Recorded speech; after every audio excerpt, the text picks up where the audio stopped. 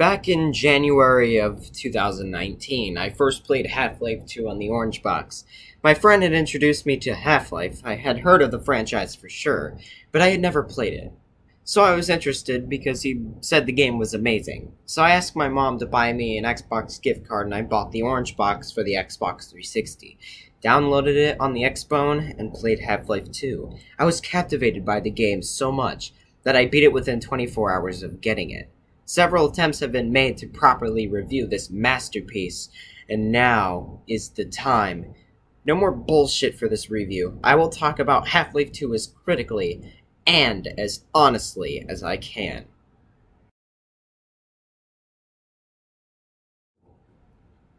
If you were growing up around the late 90s and played games on PC, you pretty much remembered Half-Life. Even people who weren't into gaming at the time were talking about Half-Life from the stories I heard. I mean, it was that big at the time. So naturally, when Valve announced Half-Life 2, people pretty much lost their shit. But after blood, sweat, marriages, and so much suffering, Half-Life 2 was released on November 16th of 2004. God damn it, this game is 3 days older than me. Oh well, at least... wait. Oh god damn it!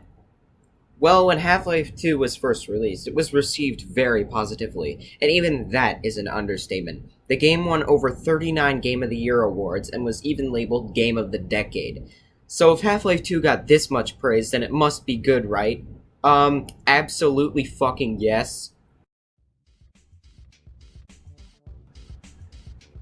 Half-Life 1 had an amazing story, or the way it was told was amazing instead of the story itself. Half-Life 2 expands on that epic story with something even cooler. Half-Life 2 adds actual characters based off of character models from the first game, such as Barney Calhoun, Isaac Kleiner, and Eli Vance. They also added a few new characters such as Judith Mossman, Wallace Breen, Doug, and Alex Vance. G-Man returns, but his role is a lot more clear to you now, and he becomes even more vague and confusing even if he is supposed to employ Gordon. These characters all matter and are important to the story. I like all of them, even if they aren't as memorable as, say, Halo's characters. I still think they are important features. Even if most story scenes are just characters standing stock still and talking, control is still never taken away from you, which is a good thing. Because if these were just cutscenes, it would hurt the story and make it suck. A story-based game has to have a story, and it has to be presented uniquely. Half-Life 2 excels in this quality with good and entertaining story beats. So even if watching characters talk about something isn't entertaining, you can sure as shit ignore them and dick around with the physics and such. But the story has a lot to offer. But there are some issues with it. Sometimes you just want to skip these story beats because they are fucking boring. Especially the first 2 chapters when you don't have the crowbar or gravity gun to fuck around with. This game sure does like to lay on the melodrama, and holy crap is there a lot of it. Like in the chapter Black Mesa East, Alex says, "That's the old passage to Ravenholm. We don't go there anymore." But holy shit, we're going there anyways? Or like when Dr. Brain says something along the lines of, "Can you name even one thing? I thought not." As if you had any ability to answer his melodramatic sentence in the first place. That doesn't help the story's case most of the time. I generally like the story. It is quite simple. Create a resistance and stop the Combine invasion. However, there is a deeper chunk to the story. If you take a look around you, you see the true Combine terror. Dead bodies line the streets of City 17 and along the polluted canals. Homes have been raided and people have been captured. The 7-hour war with the Combine was truly terrifying, because the Combine took over the Earth in just 7 hours. They ground every military organization to dust, and just that time is very scary. Just imagine being there and having your home raided by Combine soldiers, or you being killed, or much worse. Hey, if it was the Kalon, they would have just killed you with no question asked. No, the Kalon are the artificial species from a TV show called The Orville. Their goal is to wipe out the galaxy clean of all organic life. The way Half-Life 2's story starts is iconic, and one of my favorite gaming quotes or speeches is said here.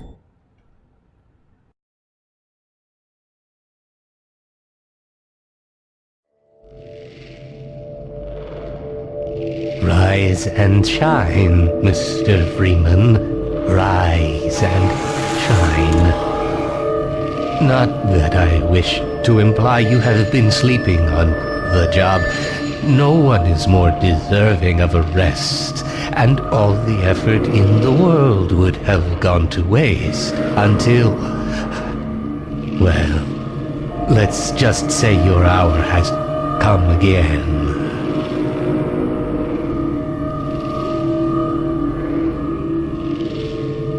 The right man in the wrong place can make all the difference in the world. So wake up, Mr. Freeman. Wake up and smell the ashes.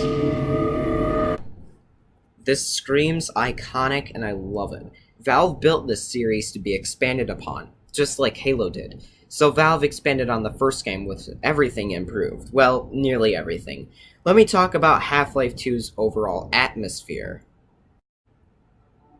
Half-Life 2 is a bleak, lonely, and oppressive journey throughout the entire game. I love it, because the atmosphere is so brilliantly crafted, it made the Half-Life 2 feel expansive.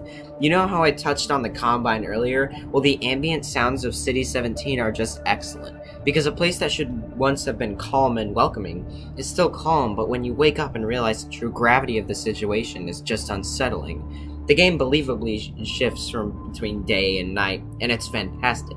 Ravenholm truly scared me the first time around, and playing with headphones and in the dark, I felt alone and scared inside of this old town by myself. Father Gregorius' crazed cackling is all the more unsettling. A lone man that has slowly gone insane after being isolated by himself in a town full of headcrab zombies. Seeing all the different homes along the dilapidated Highway 17 and the sounds of the towering citadel.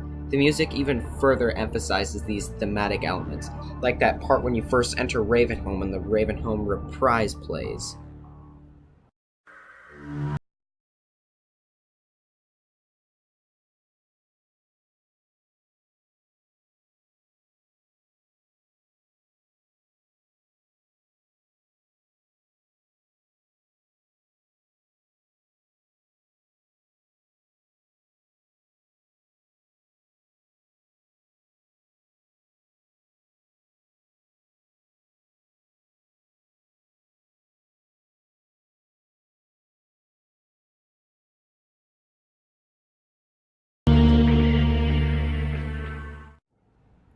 And once again, when you leave Ravenholm and realize that it's daytime.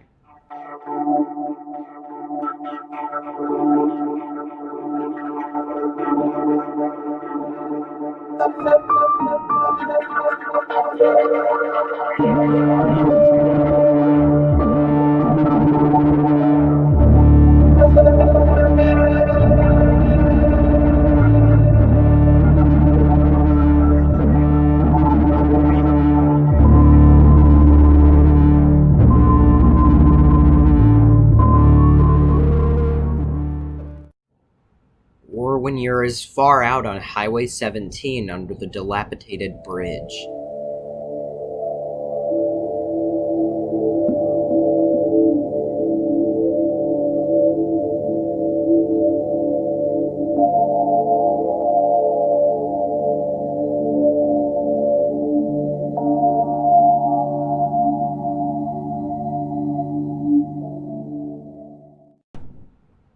There are also a lot of action-orientated tracks that are also great. My favorite, LG Orbifold, plays during the push to the Citadel when you gotta make your way to the top of the destroyed building to a rocket ammo box and take down the Striders.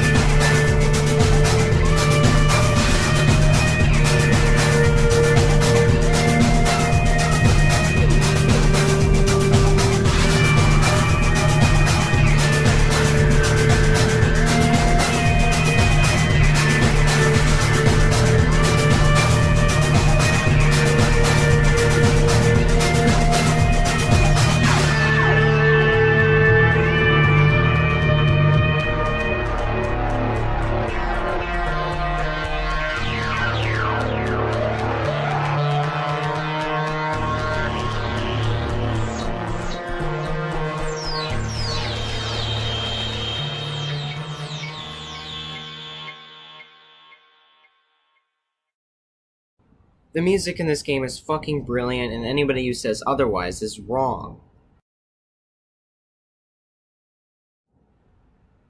I know I should have touched on this before the atmosphere, but I needed to say my piece on that first. Half-Life 2 never takes control away from you. That is why the presentation works. Because unlike cutscenes that just yank you out of the gameplay and show some super ultra HD cutscene that looks nothing like the base game, I'm looking at you, Halo 2 Anniversary, you are always in control. And this is why Gordon is such a great vessel for the player, because since he never speaks, this is an ample opportunity to shape him to your image. While there isn't as much freedom as the first game, I see this as better because you can't kill anybody that is allied to you, because instead of being a bloodthirsty psychopath, you can be something much more believable than anything else, to the point where I feel like I am Gordon Freeman in most instances. I can get so immersed in these games, and I forget who I am in real life. That sounds bad, it probably is. Help me. I have issues. Please help me!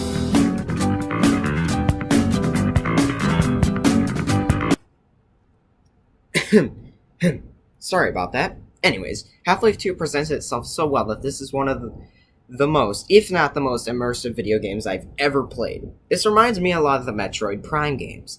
If you don't care about the story, you don't have to pay attention. And this also reminds me of every Metroid game. The story is there if you do give a shit. But if you don't, just dick around with the crowbar and the physics while the story beats happen. It's not that big of a deal. Half-Life 2 isn't as fast or difficult as the first game, but movement is still an emphasis while you take cover more often. This isn't a bad thing. Hard mode is an absolute must, and although it is still relatively unchallenging, it at least gives some consequence for running around like an idiot. The weapon selection isn't as diverse or cool as Half-Life 1, but there are plenty of unique weapons to go around, like the crossbow, which shoots superheated rebar and can pin Combine to the wall. That doesn't make sense, because if the rebar was heated this much to the point where it's glowing hot, the rebar wouldn't even stick to hard surfaces. It would just bend. Alright, I'm getting too deep into this. The pulse rifle replaces the SMG, but I still find myself using the SMG and USP-45 for weaker enemies to save ammo for the bigger ones. The shotgun looks bad in this game though, because the weapon models are just put to the side too much. That's why when playing casually I play with mods to make the weapons look better. Do you remember when I mentioned the guns in Half-Life 1 sounded great? Well, this game brings me to a fucking proverbial climax.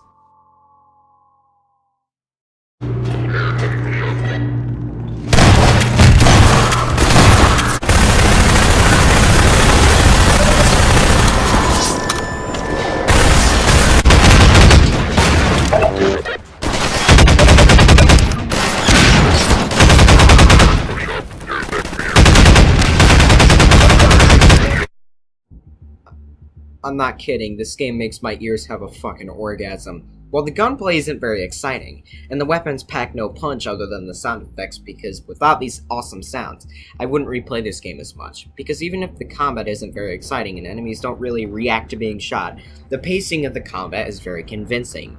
Because moving through the same boring old corridors, no matter how much good the combat feels, it's going to get old. That's why the pacing works so well in Half-Life 2, because in most FPS games, instead of giving you new gameplay elements in each level, they give you something new to look at, rarely changing the gameplay. The gameplay never changes in Halo Combat Evolved, and each level is mostly just walking around shooting things and occasionally sneaking around enemies.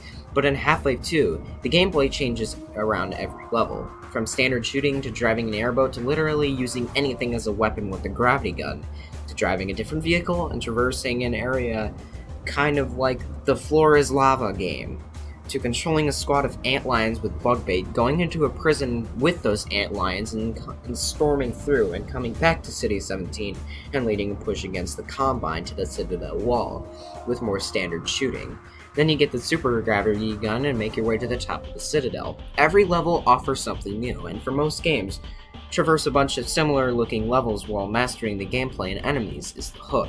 But since the shooting in Half-Life 2 is so bland, this gave Valve an opportunity to play with your expectations. Just like the first game, but only better. This is why Half-Life 2 is considered to be one of the greatest games of all time. Gamers like new things, and when you give them new things, they want to keep playing. That is why I have a bigger itch to play games like Half-Life 2 over Halo Combat Evolved, because of the magnificent pacing. If you keep experiencing the same things over and over again, it's gonna get old. No matter how good the shooting is, you can't keep expecting us to keep playing time after time again. This can be the case, but not really for me. I like seeing changes in games. That's why I love games like Dark Souls so much, because you don't have to play them the same every time. Without them getting boring, of course, like Skyrim. But the real problems with the shooting I haven't really addressed. As much as I think the shooting is enjoyable in this game, it isn't at the same time. You see, Half-Life focuses heavily on hit-scanning enemies, and very few melee enemies. Most of the enemies you fight in this game are annoying as fuck, especially those goddamn poison head crabs. These fuckers jump at you and sap away your health, but one left, and you have to wait for it to regenerate while other enemies are trying to fucking kill you. The Striders are also a bag of shit, and they take 7 rockets to kill, and they do shitloads of damage.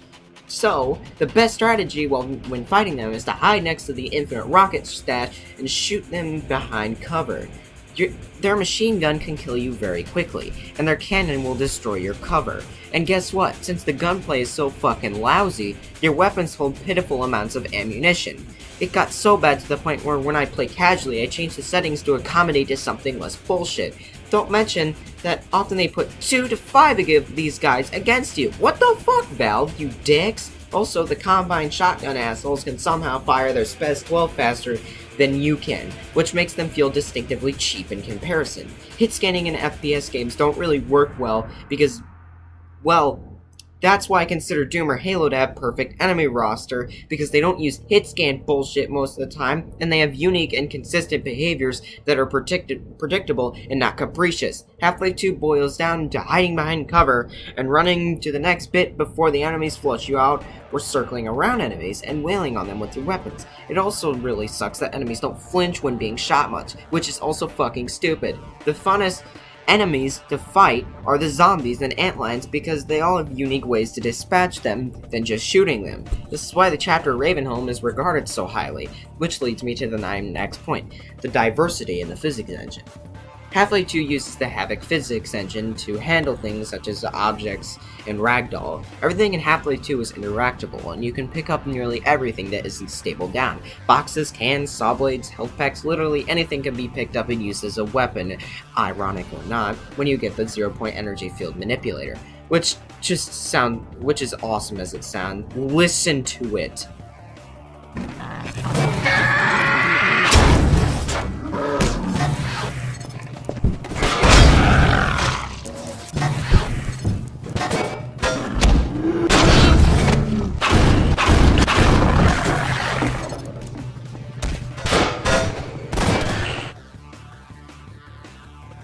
It has never been outdone, it is absolutely perfect. Anybody who says otherwise is wrong. This thing isn't really a weapon either. Alex states that it was designed to handle hazardous materials, but it's mainly used for heavy lifting in Black Mesa East. But when Gordon gets a hold of it, it becomes a weapon of destruction. I know I mentioned this weapon before earlier, but this gun looks amazing and sounds amazing too. This gun can be used to pick up objects in the world and hurl them at enemies. In several instances, you can pick up saw blades with this thing and shoot them at enemies, slicing them in half. This thing perfectly demonstrates the wonderful physics play at hand here. The crossbow also complements Valve's physics, allowing you to pin enemies to wall and other surfaces if shot correctly. This thing shoots heated rebar, which doesn't really make any logical sense because I already touched on this. Overall, I like the gameplay, but it could have been better. If the enemies reacted to being shot and such, the gunplay would have been leaps and bounds.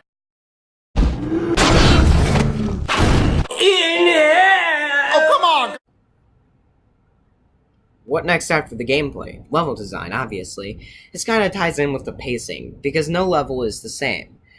But sure, they are mostly brown, gray, and brown. But the way levels are crafted is flawless. A fellow YouTuber I will be making a Half-Life 2 video in March of 2020, he said that Half-Life 2 had uninspired level design. Well, that may be true most of the time. Every level offers new gameplay elements, and while levels may not be visually interesting, but they are gameplay-wise. So, John, shut your chili hole! The levels that I consider visually interesting are Anti-Citizen 1 and Our Benefactors. These levels are all unique and work well with the gameplay. You see, the level design of sand traps never changes, but the way you traverse it does. The enemy placement in Follow Freeman never changes, but the way you kill them does.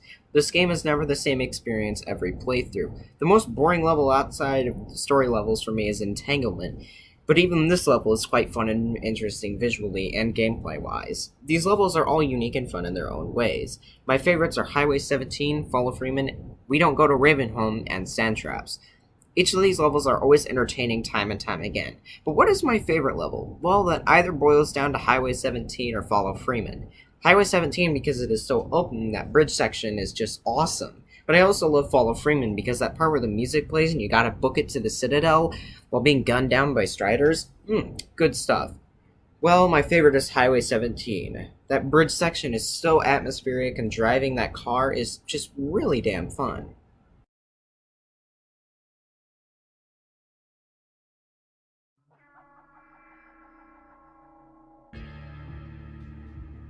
Just like Half-Life 1, the AI is just so fucking stupid, because during the chapter Anti-Citizen 1, that squad section is just, it is just shit. Because when you're done with this chapter, you're relieved that the problem of, why can't you dumb fuckers just go through the door one at a time, induced rage. The Combine are also notorious for just throwing their lives away to chip at your health bar, instead of running for cover and trying to flush you out like the Marines did in the first game. Also, some of the physics just freak out on you, and you can get stuck between two wooden planks 5 feet from the ground, and when you get unstuck, you fall to your death and die! Major fracture detected. Hey, that's some bullshit! But mostly, this game is very well designed. I wish Gordon actually had a full-on character model and you could see his hands in vehicles and such, but this game is awesome. In conclusion, this isn't the conclusion to the main video, but it is to Half-Life 2. I love this game. Half-Life 2 manages to entertain me time and time again with well-rounded characters, gameplay, levels, songs, and presentation. If I would score Half-Life 2, I would give it an 8 out of 10. Stay tuned for Episode 1 and Episode 2, and then I'll talk about the future of Half-Life with Black Mesa and Project Borealis.